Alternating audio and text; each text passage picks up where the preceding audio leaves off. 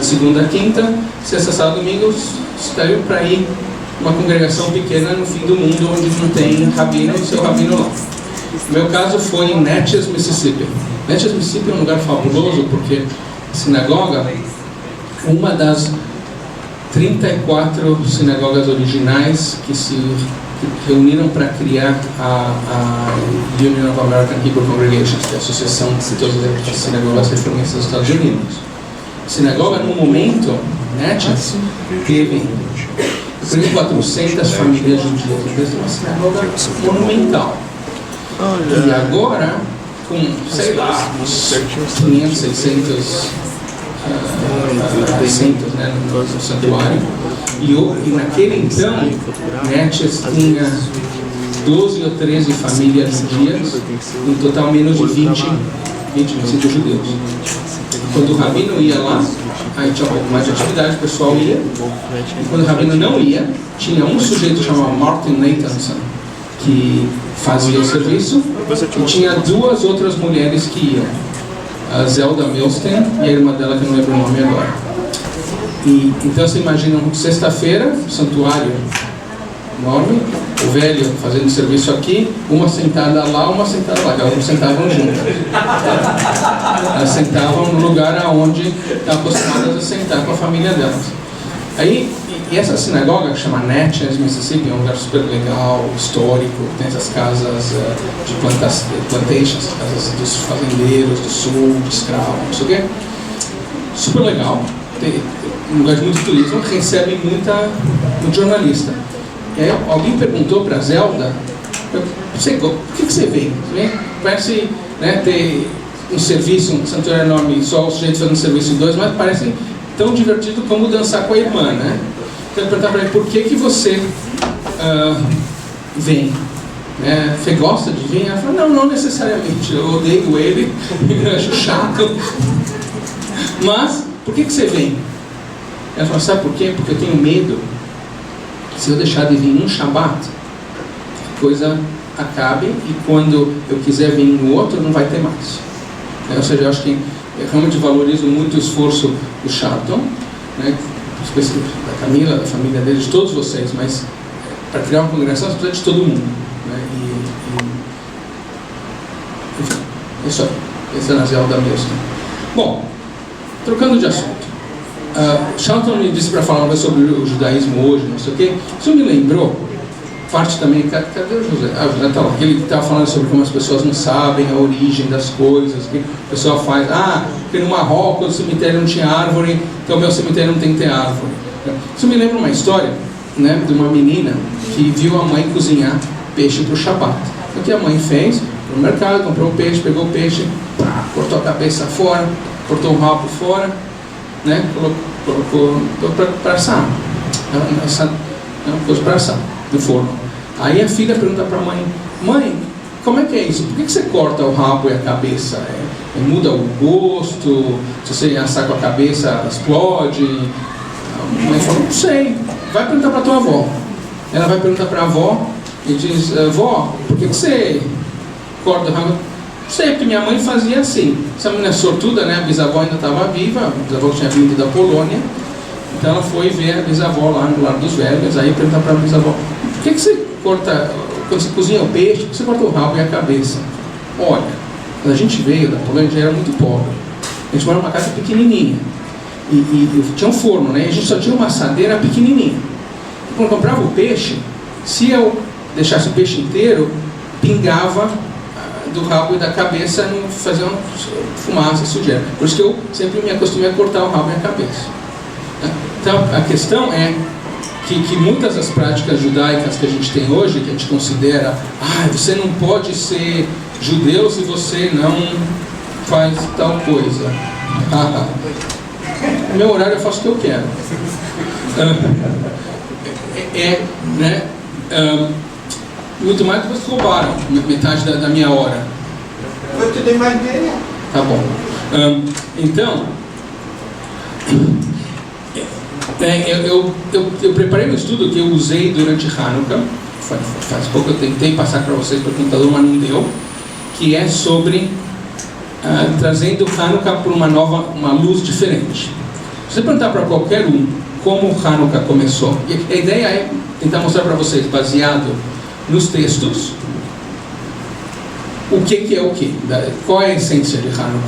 Né? Se você perguntar para qualquer pessoa como que Hanukkah começou e como que nós celebramos esse festival de 8 dias, eles claramente vão repetir a famosa história, né, de como os sírios, gregos, os seleucidas purificaram o templo, e como depois o Judá, Macabeus e seus irmãos recapturaram e limparam, purificaram o templo, e eles encontraram uma pequena jarra de óleo que, como um milagre, durou 8 dias, né? Todo mundo já escutou essa história, né? Ou seja, tem uma lâmpada que foi começada pelo Thomas Edison, que até hoje, num lugar lá, acho que em Massachusetts, está acesa. Não apagou ainda, acho que 103 anos. Mas imagina a festança que vai dar essa, né? Então, mas a pergunta é se isso realmente aconteceu. Desde que o judeu é barato, o judeu não quer gastar dinheiro, pão duro, né? Então é o festival da lâmpada elétrica que dura muito tempo. Então, isso realmente aconteceu? Você imagina se você é um pouco inteligente ou não. Você talvez tenha pensado, será que isso realmente aconteceu? A maioria de nós suprime as nossas dúvidas, porque, afinal, o que é Hanukkah sem um bom milagre, né? De fato, Hanukkah foi observado por 600 anos antes que a história da jarra de óleo primeiro apareceu na literatura judaica. Os Macabeus recapturaram e rededicaram o Templo de Jerusalém no ano 164 antes da Era Comum, e a primeira menção dessa famosa jarra de óleo, desse milagre, aparece no Talmud da Babilônia, em Shabbat 21b, que foi escrito na sua forma final ao redor do ano 500 da Era Comum, ou seja, 664 anos depois. A pergunta é, da onde que veio essa história da jarra de óleo? Mais importante, talvez, é por que nós observamos Hanukkah. Então vamos começar olhando a fonte mais antiga que existe. 44 anos depois do primeiro Hanukkah, 2 livros foram escritos sobre as guerras dos Macabeus e a rededicação do Templo de Jerusalém. O primeiro livro de Macabeus foi compilado ao redor do ano 120 antes da Era Comum. Foi provavelmente escrito em hebraico, porém hoje nós só temos a sua tradução ao grego. A audiência desse livro, para quem esse livro estava dedicado, eram os judeus da terra de Israel. Capítulo 4 desse primeiro livro de Macabeus descreve a recaptura do Templo de Jerusalém, a sua purificação e a sua rededicação. Eu vou ler. Eles fizeram novos utensílios sagrados e trouxeram também a luz, onde ficava a luz, dentro do templo, e eles queimaram incenso no altar e acenderam as luzes dessa lâmpada, e o templo estava cheio de luz. Por 8 dias eles celebraram a dedicação do altar. Então Judá, seus irmãos e a comunidade de Israel inteira decretou que os dias de rededicação do altar deveriam ser celebrados com um festival de alegria e felicidade, no mesmo tempo todo o ano, começando no dia 25 do mês de Kislev e durando por 8 dias. Esse é o primeiro livro de Macabeus. Incrivelmente, a fonte mais antiga que nós temos sobre Hanukkah não menciona o tal do milagre da jarrinha de óleo. Aparentemente, o autor não sabia dessa história. Ao mesmo tempo, o milagre que se celebrava aqui era a vitória por si mesma que Deus tinha permitido aos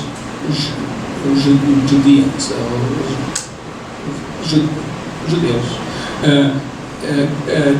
ganharem, né, prevalecerem sobre o exército poderoso dos sírios. Essa fonte, que eu acabei de ler, nos deixa com uma questão não respondida. Por que nós celebramos por 8 dias? Por que a celebração virou um festival permanente? Né? Por que eles não só celebraram 8 dias, fez o carnaval lá e acabou, mas por que tem que fazer todo ano? Onde que a tal da história da jarra do óleo originou? O que era o milagre de Hanukkah para os nossos ancestrais? E acho principalmente, se você quer fazer que a religião seja relevante, o que é esse milagre para nós? As respostas para essas perguntas vão ser reveladas através de estudar outras fontes. Vamos ver agora o segundo livro de Macabeus. Ele foi compilado, escrito ao mesmo tempo, compilado ao mesmo tempo que o primeiro livro de Macabeus. Ele cobre o mesmo período, mas ele foi originalmente escrito em grego e claramente foi tudo para a comunidade judaica, uma comunidade judaica, uma audiência judaica fora da terra de Israel. Essa comunidade, cujo idioma principalmente era o grego, estava concentrada ao redor do Mediterrâneo, nos grandes centros comerciais, especificamente em Alexandria, no Egito. O propósito do segundo livro de Macabeus fica bem claro nas primeiras duas cartas que abrem o livro, a introdução do livro, tentando convencer, incentivando os judeus de Alexandria a adotarem esse novo festival, que aparentemente eles estavam devagar, eles não queriam aceitar essa nova festa, então eles tentando convencê-los que eles deveriam fazer. O autor diz que a fonte dessa história da Guerra dos Macabeus era um livro muito maior, que hoje já não existe mais, de 5 volumes, por um tal de Iason de Cirene. Cirene é um lugar no Mediterrâneo e Iason é um nome comum dos judeus gregos.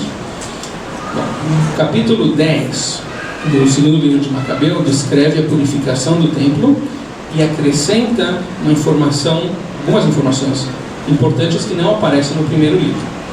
Diz lá: Judá Macabeus e seus homens, sob a liderança de Deus, recapturaram o templo e a cidade de Jerusalém.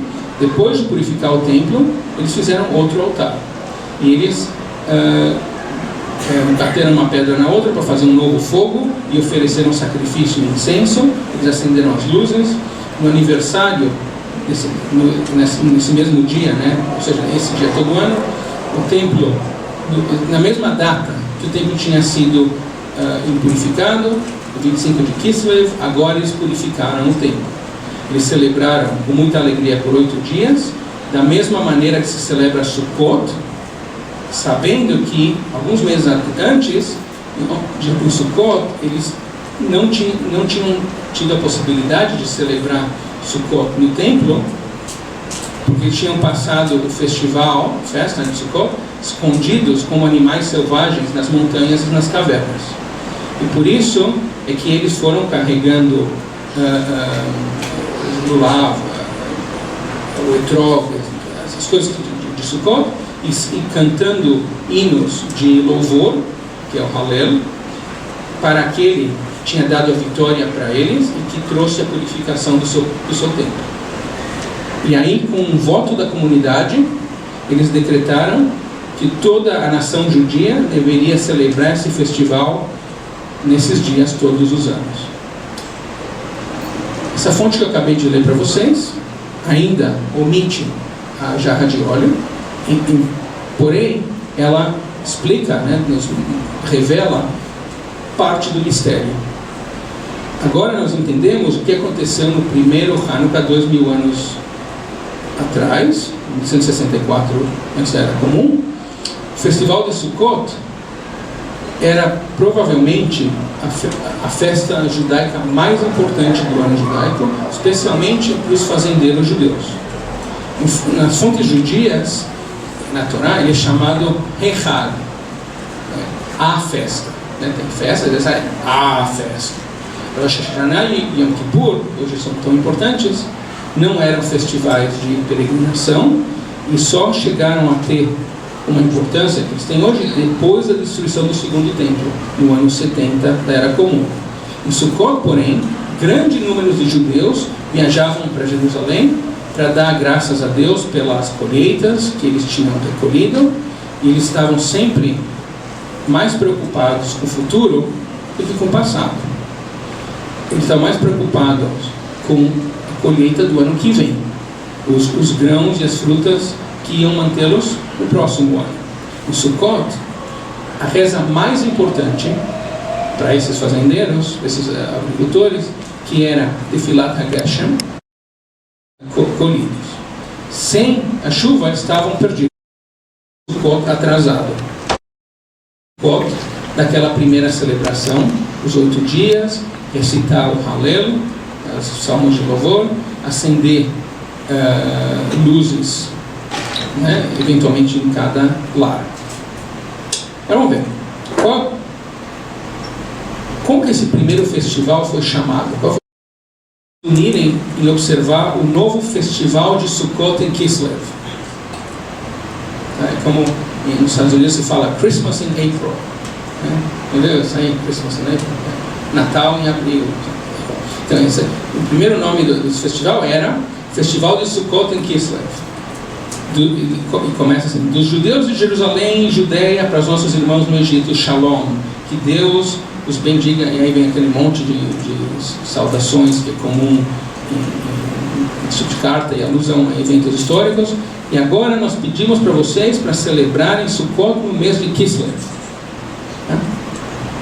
Daí vem uma carta para os judeus do Egito, supostamente da mão de Judá Macabeus mesmo, escrita em 164 antes era comum, depois da vitória, mas antes do primeiro aniversário da rededicação do templo. E aí diz, né? Já que nós estamos por celebrar a purificação do templo no 25 de Kislev, nós achamos apropriado informá-los para que vocês também possam celebrar Sukkot em Kislev. Ambas cartas indicam que pelo menos por 40 anos, até os 124 antes era comum, esse festival era chamado Sukkot em Kislev. E essa história encontra sua veracidade no segundo livro de Macabeus, capítulo 10. Que o primeiro festival de 8 dias de celebração foi de fato um Sukkot atrasado. Nós sabemos agora por que Hanukkah dura 8 dias, por que se recita Hallel e por que se acende luz. Mas sabe o que ainda está faltando? A tal da jarra do óleo. Como é que diz o Talmud? Megillat Ta'anit, que é um livro um rolo que é um tratado do Talmud que fala sobre os dias nos quais é proibido jejuar. Eu e o Charlton observamos isso rigorosamente. Foi escrito em algum momento no primeiro século da Era Comum, 200 anos depois da purificação do templo pelos Macabeus, e todas as festas que aparecem na lista, a maioria das quais celebram a vitória dos Macabeus, desapareceram, né? Dizia, esses são todos os dias que você não pode jejuar, à exceção de 2 que ainda são usados, Hanukkah e Purim. No dia 25 de Kislev, Hanukkah begins, 8 dias, é proibido ficar de luto. Essa é a primeira ocorrência, Megillat Ta'anit, do nome Hanukkah. Hanukkah é dedicação.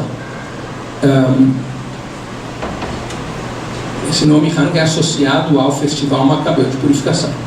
Outras pessoas ainda chamam esse festival de luzes, e a conexão original com aquele Sukkot atrasado parece ter sido perdida, porém ainda nenhuma menção da tal da jarra do óleo. Agora nós chegamos aqui num dos meus personagens históricos favoritos, o Flávio Josephus. É um livro, ele escreveu um livro chamado Antiguidades dos Judeus. Foi completado pelo Flávio Josephus ao redor do ano 94 da Era Comum, portanto 258 anos depois da purificação do templo. E na sua História dos Judeus, ele escreve: com muito prazer os judeus acharam a renovação das suas práticas e inesperadamente obtiveram o direito de conduzir seu próprio serviço. Depois de muito tempo, eles fizeram uma lei para os seus descendentes, deveriam observar a restauração do serviço do templo por 8 dias, e daquele tempo até hoje se observa esse festival, que eu chamo Festival das Luzes, dando nome. Eu creio que pelo fato que o direito de fazer o serviço religioso do jeito que eles queriam apareceu num momento que ninguém tinha nem coragem, nem audácia de ter esperança que isso aconteceria. Portanto, o Flávio Josephus, ele não tem nem ideia, ele não está seguro por que o festival se chama Luzes. Ele não está claro para ele qual é a origem, exatamente a origem dessa festa, mas mais importante aqui do Flávio Josephus é o que ele não diz. Uma vez, os residentes de Lida é um lugar na Palestina, onde você alguma vez já voou para Israel, onde fica Lod, o aeroporto. Os residentes de Lida declararam um jejum em Hanukkah. Os dois líderes da academia de Lida, que eram os líderes religiosos da comunidade, eram Rabbi Eliezer e Rabbi Yoshua. Rabbi Eliezer ben Hirkanos voltou para lá, tomou banho, proibido fazer um dia de jejum. Rabbi Yoshua ben Hanania também retornou e teve um corte de cabelo. Tomar banho e ter um corte de cabelo era proibido nos dias de jejum. Depois eles disseram para os residentes de Lida: vão e jejuem como penitência por terem jejuado em Hanukkah. Isso era tão ruim. Esse texto é incrível porque ele mostra que para alguns judeus, depois da destruição do templo no ano 70, era comum, eles estavam contra a celebração de Hanukkah. Por isso eles achavam que era possível você declarar um jejum num dia que deveria ser um dia de alegria, né? Porque eu creio que, muito possivelmente, porque Hanukkah representava uma atitude ativista em lidar com os teus próprios inimigos, se fosse Síria ou, no caso deles, Roma.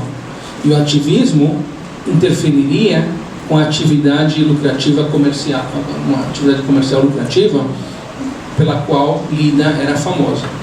Entendeu? Os residentes de Lida queriam diminuir a mensagem implícita de Hanukkah e dos Macabeus, de que às vezes se opor a um governo estrangeiro, a uma dominação estrangeira, é justificado, e que talvez que essa oposição até pode prevalecer com a ajuda de Deus.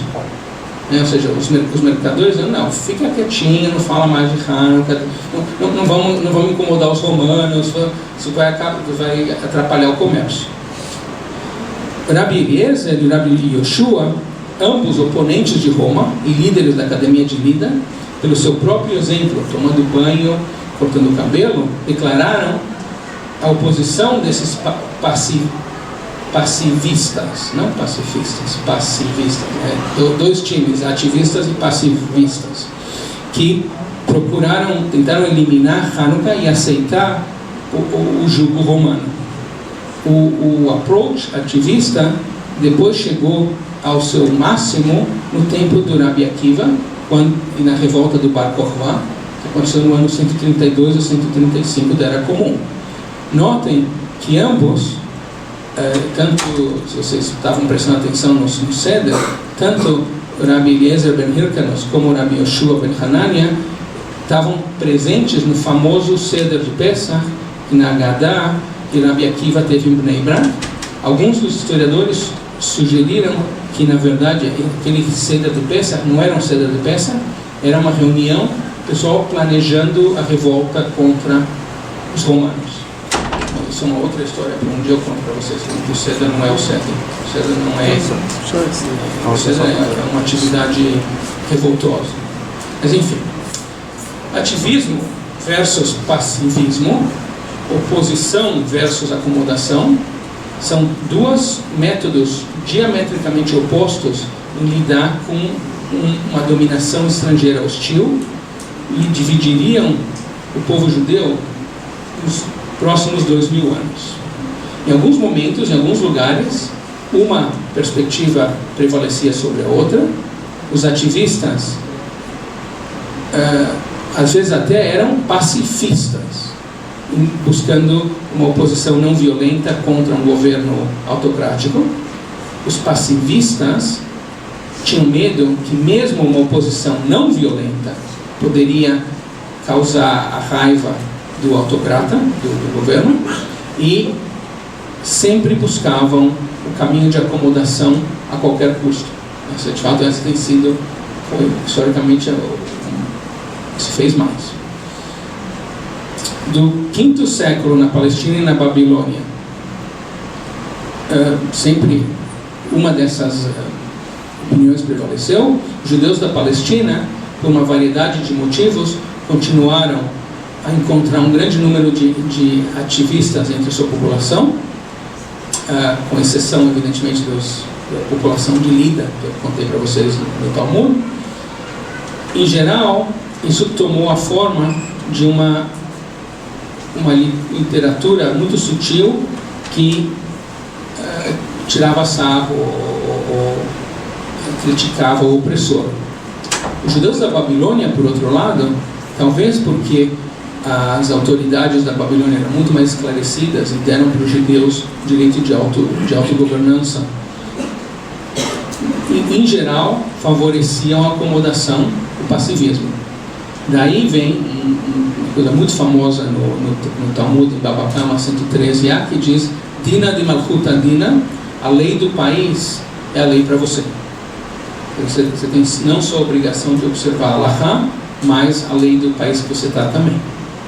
Para os judeus da Babilônia, Hanukkah e a história dessa revolta vitoriosa representava um problema muito grave. Eles tinham medo que os jovens se influenciassem pelo modelo dos macabeus e virassem ativistas, ativamente se opusessem à autoridade. Não era possível eliminar Hanukkah, já tinha ficado uma parte integral da vida judaica, dos corações e da mente do povo. Mas o milagre de Hanukkah, da história de Hanukkah, poderia ser mudado de uma vitória milagrosa contra, apesar de todas as circunstâncias, para uma história milagrosa de um certo jarrinho de óleo, né? Public Relations. Aí nós chegamos, finalmente, no Talmud da Babilônia. Tratado Shabbat 21b, foi completado ao redor do ano 500, era comum. E Hanukkah, o que é Hanukkah? Nossos rabinos ensinaram, no dia 25 do dia de Kislev, começa um festival de 8 dias de Hanukkah, nos quais luto e jejum são proibidos. E aí vem o comentário do Latanit, porque quando os gregos entraram no templo, eles impurificaram todo o óleo, e quando os hasmoneus prevaleceram e os derrotaram, eles encontraram somente uma jarrinha de óleo, com o selo oficial do sumo sacerdote, que era suficiente somente para um dia de luz. Porém, o milagre ocorreu, eles acenderam a lâmpada, que durou por 8 dias. No ano seguinte, esses dias foram decretados como um festival, com a recitação de salmos do Hallel e com ação de graças, com agradecimento. A pergunta real no texto não é por que nós celebramos Hanukkah, mas porque, na autoridade, baseado em que milagre é permitido para nós recitar os salmos de Hallel em Hanukkah, um costume que é somente observado em festas bíblicas mandadas por Deus. Entendeu? Nos festivais de peregrinação, peças Shavuot, você recita Hallel, são salmos, porque Deus mandou. Agora você tem uma festa que os rabinos inventaram, e de repente você pode recitar Hallel. Com que autoridade você faz isso?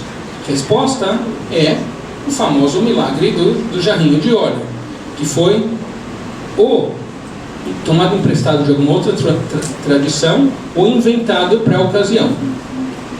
O milagre do jarrinho de óleo serve o propósito deles muito bem.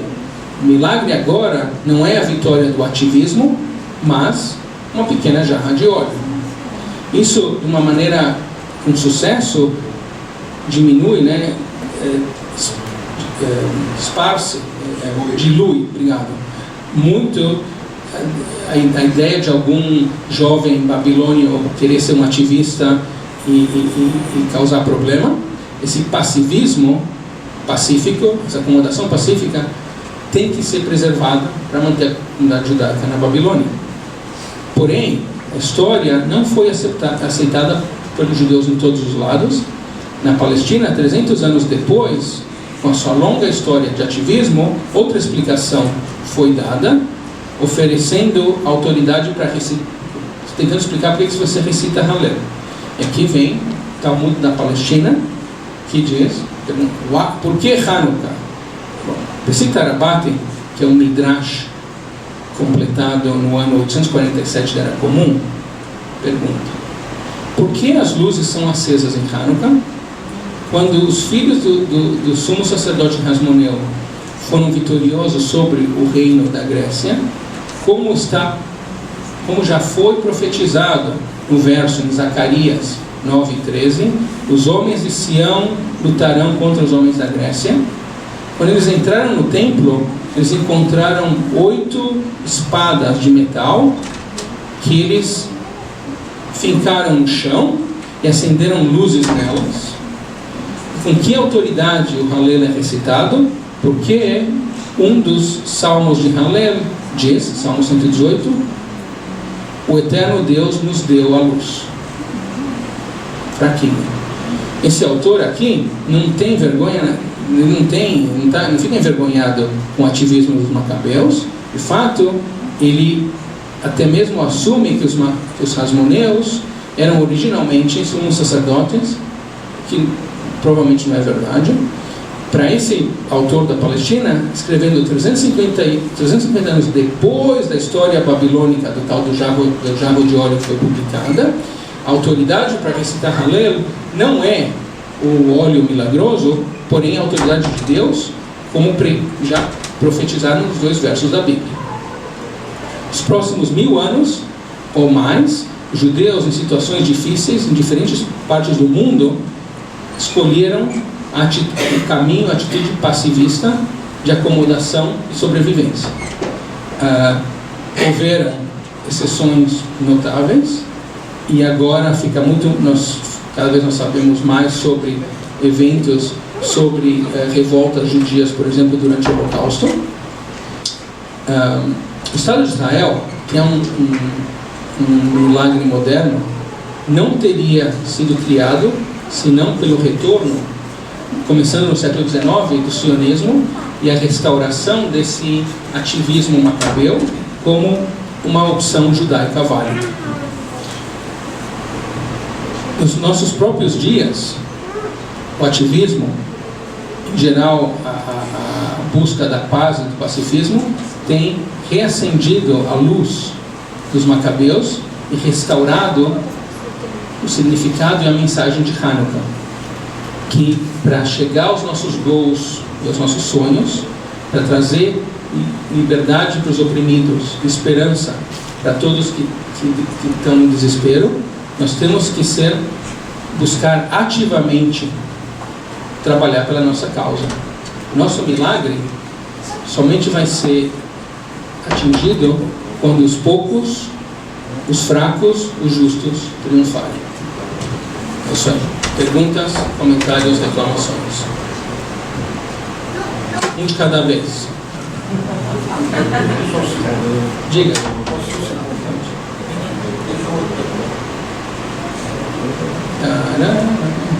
Eu vou resumir uma palavra. Adorei.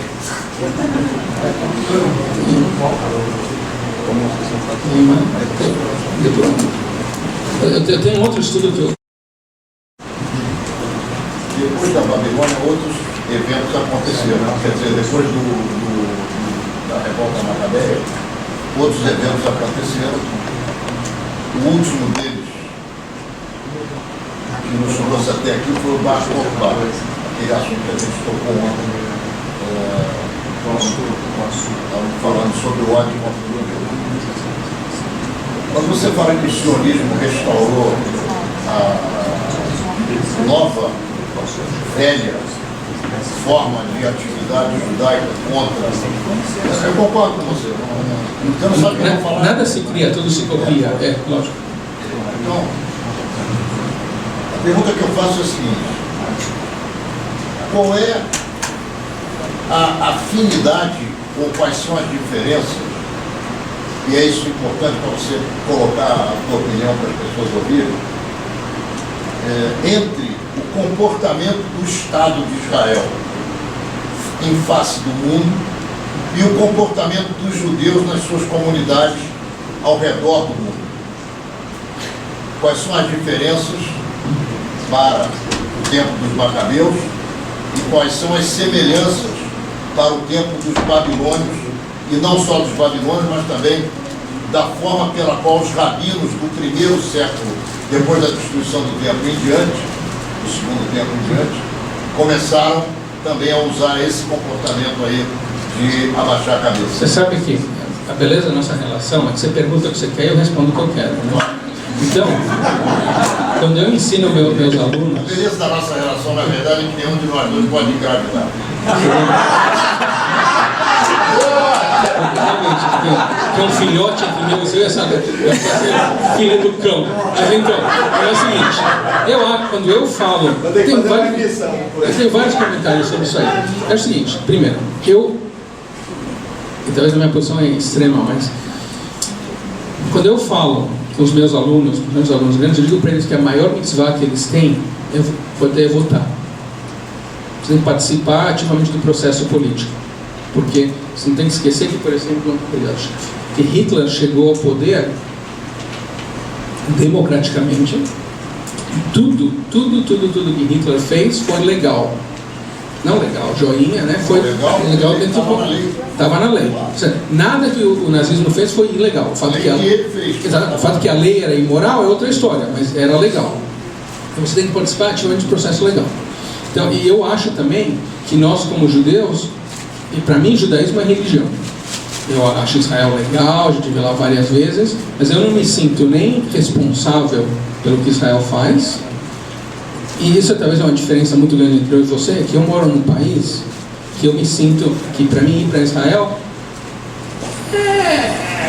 quem sabe. Enquanto que o judeu brasileiro, o judeu na América Latina, sempre eu acho que está vivendo sentado nas malas dele. Mas nós não temos essa diferença, porque eu me sinto brasileiro.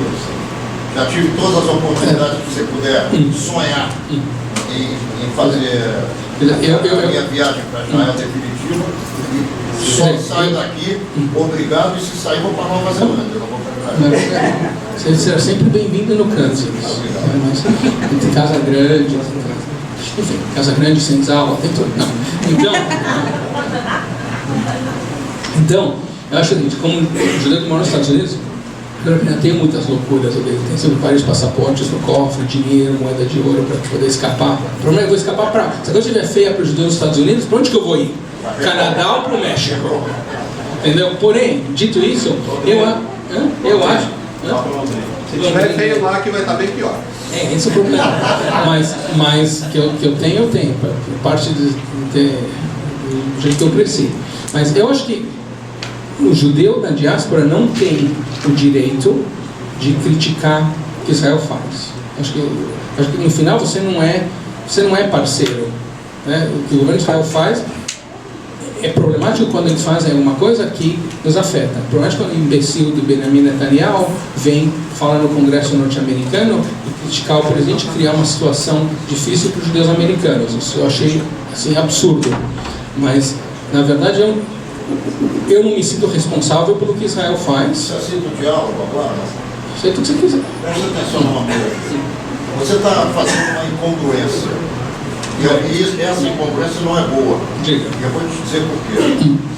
Quando vêm os embaixadores e cônsules de Israel para o Brasil, eu hoje aliás ontem eu falei não contra você, que eu nem te conheço como deveria, mas contra o sistema ao qual você hoje serve e eu servi em momento anterior. O que eu quero dizer? E você precisa entender isso, que é muito importante. Israel finge que nós somos israelenses quando interessa a eles. Então, eu critico Israel, sim, Porque quando o embaixador de Israel vem aqui, ele precisa do meu apoio, como se eu fosse participante das atividades que eles fazem lá. Então, no primeiro dia que eu subi aí para falar, eu meti o cacete no Bibi Netanyahu, como você acabou de fazer agora. E, aliás, muito obrigado, você assinou embaixo o termo imbecil que eu usei. Ele é um imbecil. Ou ele é um imbecil ou ele é um esperto que nos utiliza para continuar no poder. Nos utiliza a todos nós, inclusive os eleitores deles, que nós hoje consomos. Então, nós podemos criticar sim, porque eles nos usam. Então, voltando a... Depois você pensa nisso. Não, o que eu quis dizer é o seguinte, eu não me sinto... Quando Israel faz alguma coisa, eu não me sinto responsável. Você é responsável. Eu não votei pelo Netanyahu. Você é responsável por um único motivo. Se sentir responsável, eu também não me sinto.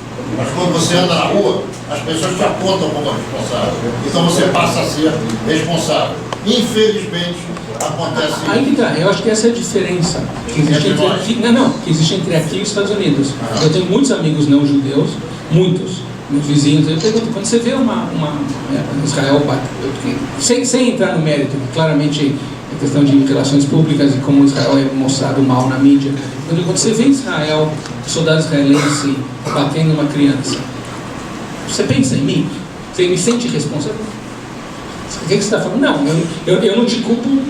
Eles me dizem, eu não te culpo ou não te dou mérito sobre Israel nem para bem nem para mal. Você é um cara inteligente e é um perigo deixar você falar. Então, essas pessoas aqui estão correndo risco de vida. Só quero dizer o seguinte: a argumentação, o fato de um amigo seu, ou meia dúzia de amigos seus, te dizerem isso aqui, não tem a menor importância. O que importa nos Estados Unidos é que vocês têm 6 milhões de votos. Isso é o que importa nos Estados Unidos. E aqui, nós não sabemos o nosso número.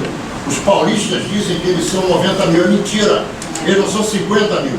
Nós, no Rio de Janeiro, se chegarmos aos 25 mil, temos que soltar foguete.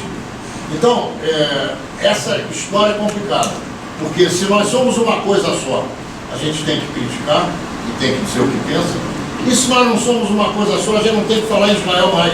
Israel é um país como outro qualquer. É ou não é? Olha,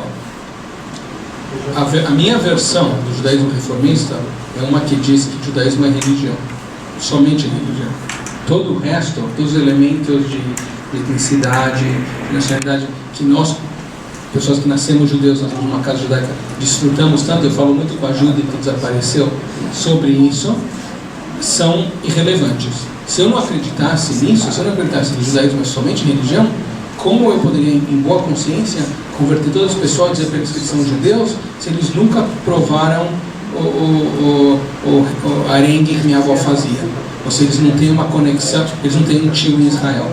Então, portanto, a versão que eu promovo do judaísmo, que no Brasil chama de judaísmo reformista clássico, que é a minoria da minoria, diz que o judaísmo é somente religião. O resto é legal, mas eu valorizo tanto a minha experiência de comer o apple strudel da minha avó, como o rocambole de goiaba que a avó do Gessé fazia. Eu acho que as memórias étnicas são irrelevantes. O judaísmo é só religião. Sim, mas o nosso mesmo Como o Paulo Maluf, governador, o senhor fez sim ou não? Não, nem sim nem não, mas muito pelo contrário. Aqui, minha gente, eu vou responder a minha própria pergunta, já que o Rabino correu da raia. A história é a seguinte: nós, infelizmente, não temos caminho para nos defender.